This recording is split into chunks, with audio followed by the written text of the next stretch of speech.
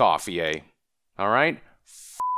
Right off. If there is one thing EA is absolutely consistent on, it is their constant attempts to pivot and change the narrative on a whim to justify their shady business practices. It wasn't long ago that we were being told people don't play single-player linear games like they used to, and that single-player games are dying. Notions that continue to be disproven, by the way, to further push the normalization of scummy, recurrently monetizable live services. It also wasn't long ago that EA tried to sell us on this asinine idea that gamers don't know what they want in order to justify the butchering of Command & Conquer, a PC cult classic that's been bastardized into a less than stellar, insidiously monetized mobile experience. A similar scenario as Dungeon Keeper, I might add. It also wasn't long ago that EA, alongside the ESA and the ESRB, kept insisting loot boxes aren't gambling, especially after Belgium declared FIFA's Ultimate Team mode, with their card packs and all, in direct violation with the country's gambling laws. Fast forward to today, and EA's next attempt to stave off encroaching regulation and continued backlash among gamers and concerned parties is a rather desperate one. EA is under the belief that if they simply stop calling loot boxes, that if they simply rename glorified gambling in video games, all will be well with the world. The following information comes from a hearing with the UK Parliament's Digital, Culture, Media and Sport Committee that EA and Epic were summoned to yesterday. During this hearing, the two companies were questioned about the ethics of some of their business and employment practices, and naturally among the topics that came up were the ever-contentious loot boxes. I want you to listen to the BS coming out from the mouth of this EA executive right here. The messenger the publisher sent this time was VP of Legal and Government Affairs Kerry Hopkins. When inquired about whether either EA or Epic think loot boxes are ethical, here's how Kerry responded. Do you consider loot boxes to be an ethical feature of your games? Kerry? Well, first, we don't call them loot boxes. I think that was... Whatever term you wish to apply to them, do you consider them ethical? So what we look at as surprise mechanics. But I think it's important to look at this. So if you go to a I don't know what your version of Target is, but a store that sells a lot of toys, and you do a search for surprise toys, what you'll find is that this is something people enjoy. They enjoy surprises.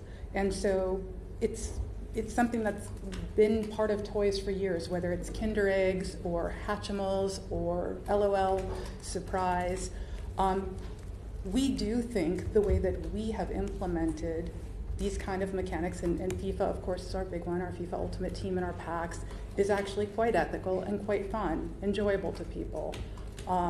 We agree with the UK Gambling Commission, the Australian Gambling Commission, and many other gambling commissions that they aren't gambling, and we also disagree that there's evidence that shows it leads to gambling. Instead, we think it's like many other products that people enjoy in a very healthy way, and like the element of surprise.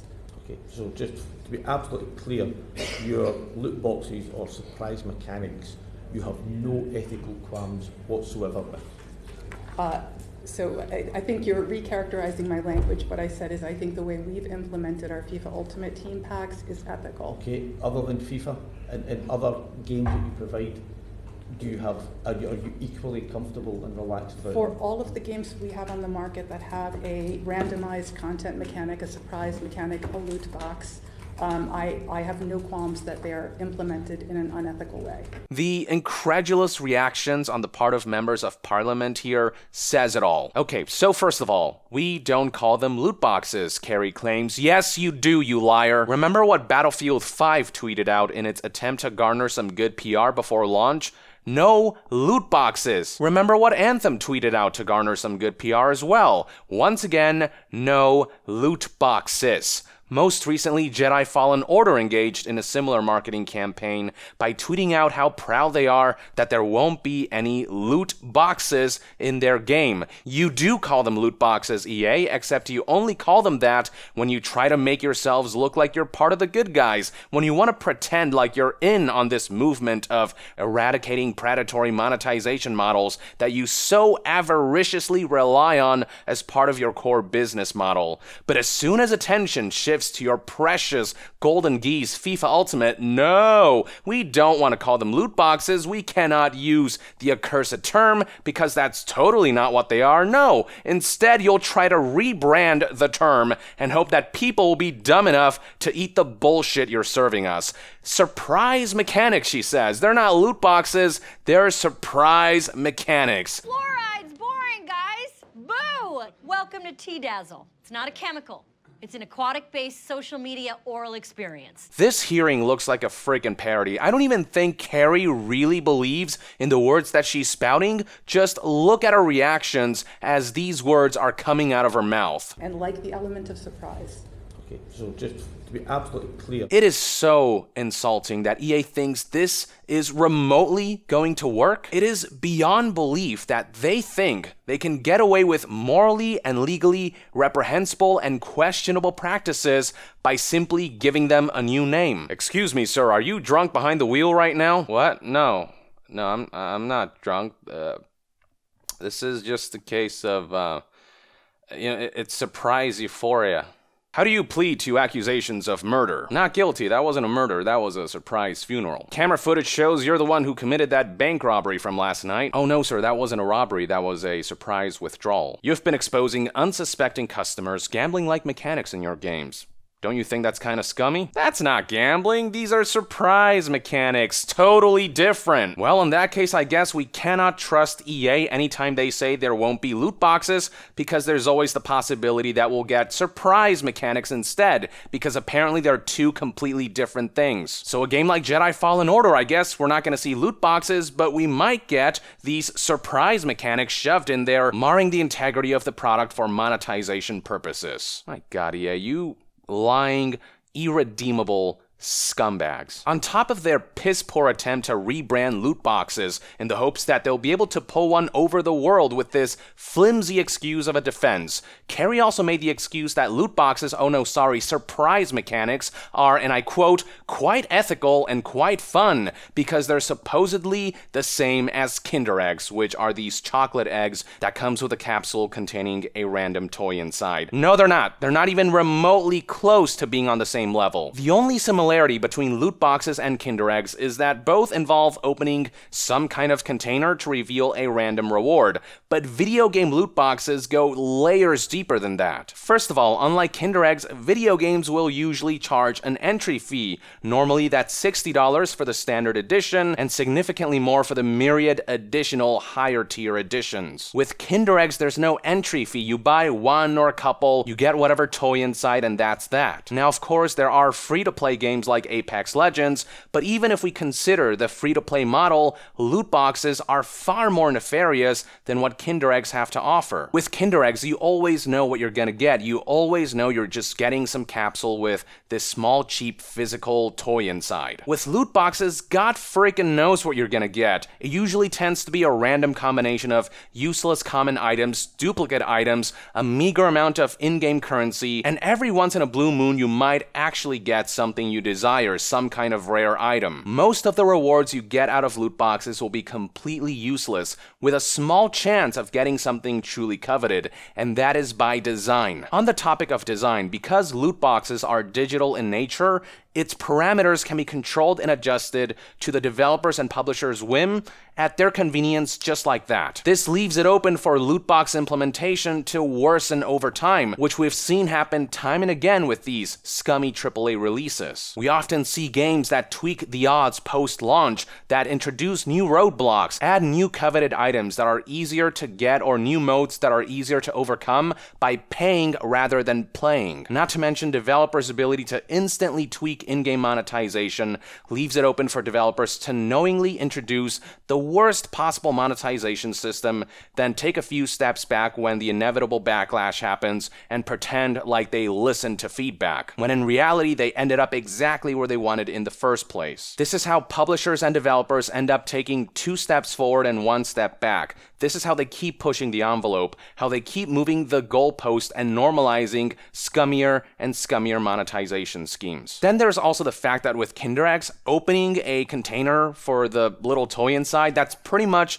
the whole game. There's not much else to it than that. The entire purpose of Kinder Eggs is to get that toy and maybe collect them. In-game loot boxes, on the other hand, act as this subsystem that holds a lot of influence over the game itself. Loot boxes often tend to be implemented in such a way that you pretty much have to buy them in order to access the best possible experience for the game you purchased or downloaded. They essentially act as slot machine toll booths for the product you already bought. Games will often implement intentional issues and roadblocks so that you'll have to pay to mitigate them through the purchase of these randomized rewards. If you want to look badass in a game, they'll make obtaining these coveted cosmetic rewards via gameplay a pain in the ass, and then keep reminding you through in-game notifications that you can just pay for loot boxes that feature some of these coveted items. And they do this with the knowledge that players' impatience, their instinctual desire for instant gratification, will tempt them to keep paying, to keep rolling the dice however many times it takes and however much money it takes. Or in the case of pay-to-win games, intentional obstacles will be placed on in-game progression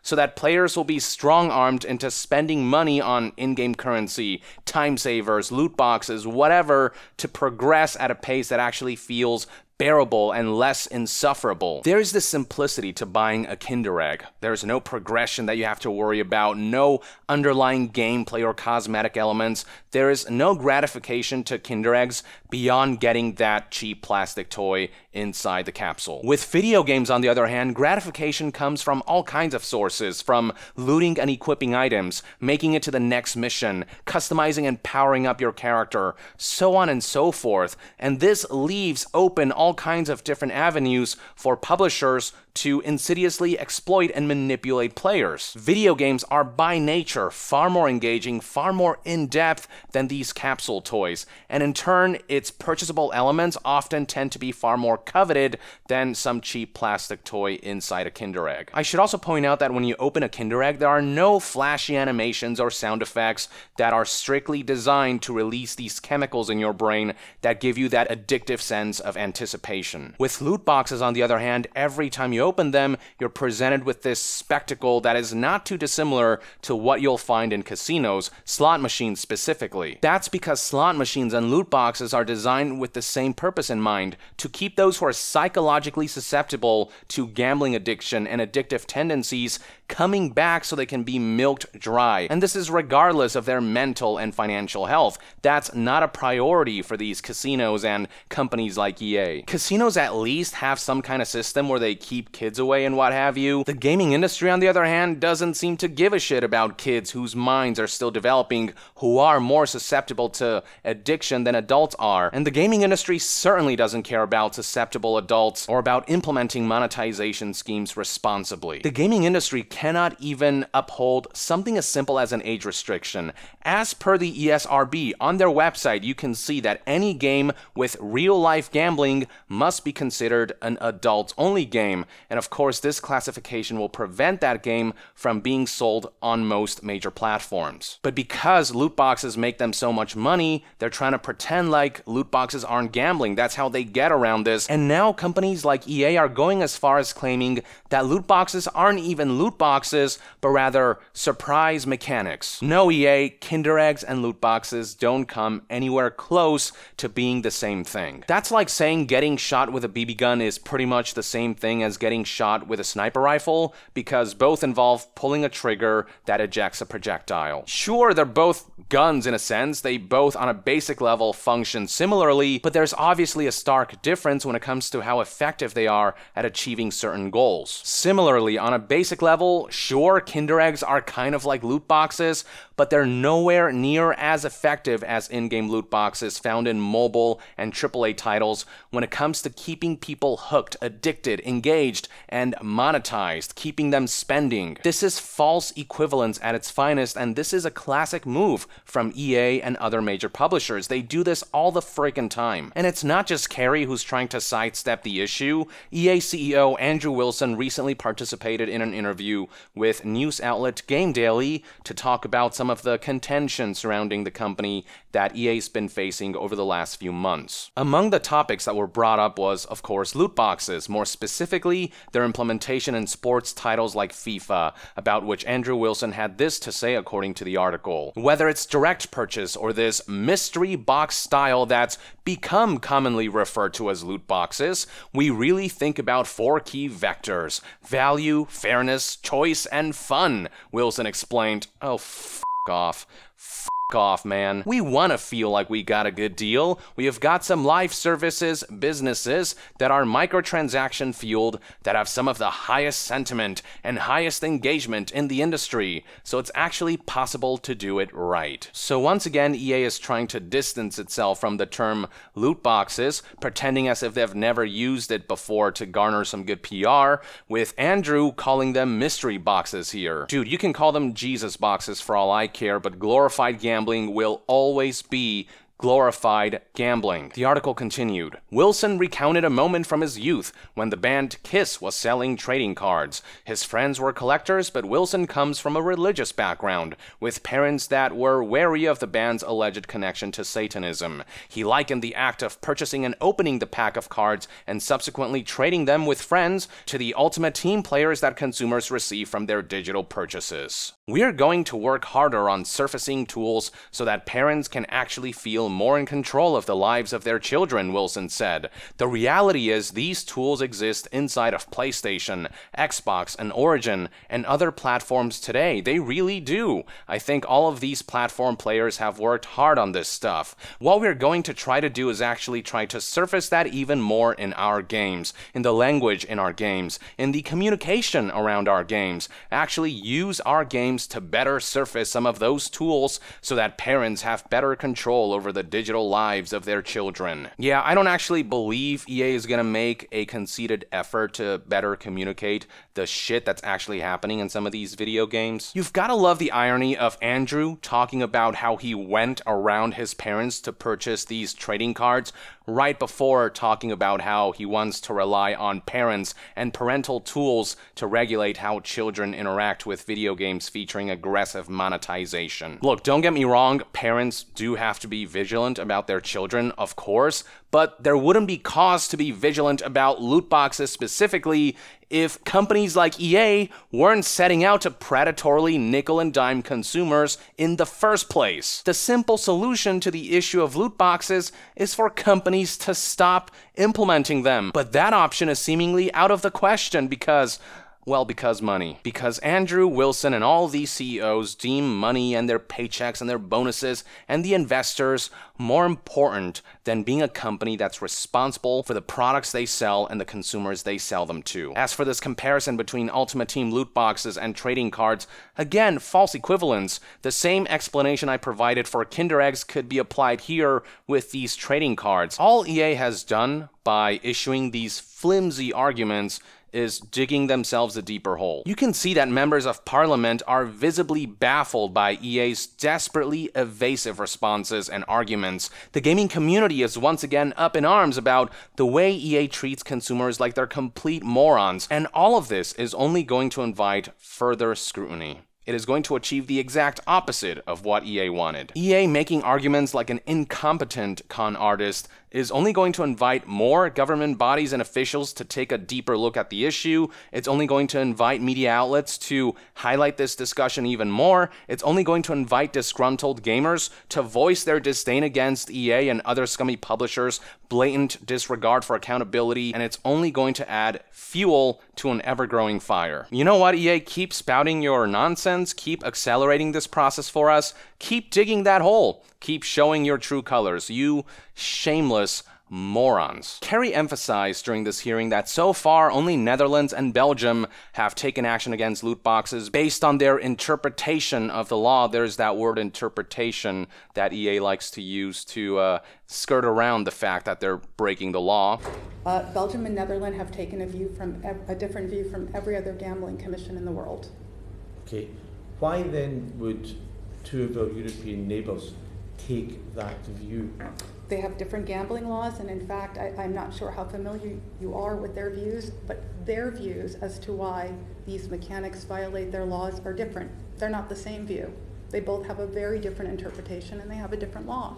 And they decided, the regulator, not the courts, decided that under their local law, these mechanics under certain circumstances violate the law. The response of your company would be that a government would have to make a ruling and legislate against something before you will take action. I think that's a really broad mischaracterization. Yes, so, you know, we had two regulators in two countries who under their local laws had an interpretation of the law. One, we ultimately decided to make a change in our game for business reasons. The other, we are still in discussions both directly and with the industry because we disagree with the interpretation the regulator has made. There is a law. Neither of these laws have been tested by the court, or the interpretations have not been tested by the court. Yeah, well, here's the thing, Carrie. Just because there isn't a law for something yet, just because the law hasn't caught up to something, doesn't make that something ethical. Sure, some of these countries haven't strictly said loot boxes equals gambling, but they have certainly expressed their concerns. More and more countries are getting wind of this nonsense. The US has taken action by introducing an anti-loot box bill that has gained bipartisan support recently. The fact that the UK Parliament hosted this hearing already says a lot about their disposition, and the walls are gonna keep closing in. So you know what? Keep calling them mystery boxes or surprise mechanics. Whatever helps you sleep. Keep living in that desperate delusion of yours. Everyone else, everyone who's sensible, will keep calling them loot boxes. We're gonna keep calling glorified gambling because that's what that is. Because no matter how much horseshit you spout, EA, gambling will always be gambling. And we're gonna continue to scrutinize in-game gambling-like mechanics as such.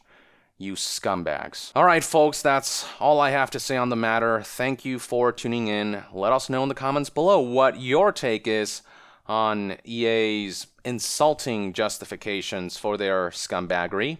And to be further updated on all things gaming news, reviews, and discussions, stay tuned right here on Young Yeah. I'll see you guys next time. Young out.